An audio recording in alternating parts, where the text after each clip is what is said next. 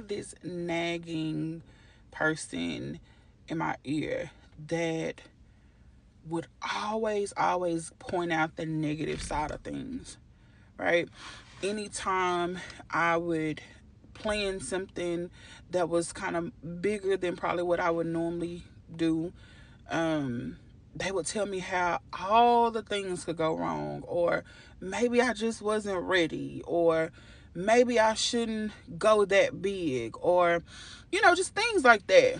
And when I would get to certain places in my life emotionally, that same person would be like, you know what, well, maybe you haven't healed enough, maybe you haven't matured in that area as much as you thought, right?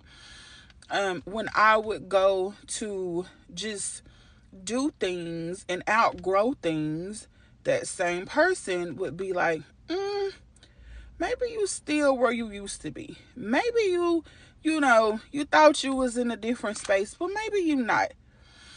And the hardest part about all of this is that I would listen to that person and I would dumb myself down and I would shrink back into the comfort zone.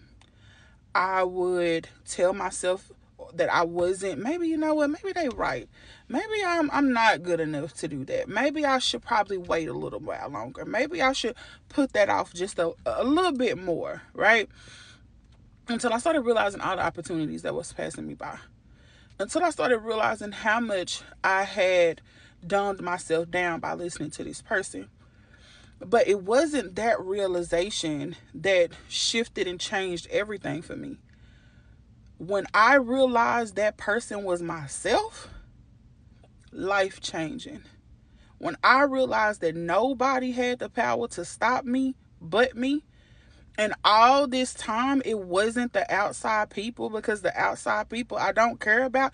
It was my own self-limiting, self-doubting thoughts that I would listen to and entertain that was keeping me caged up. That was life-changing for me. So I began speaking to that person, which was myself, in the way that I wanted her to see herself.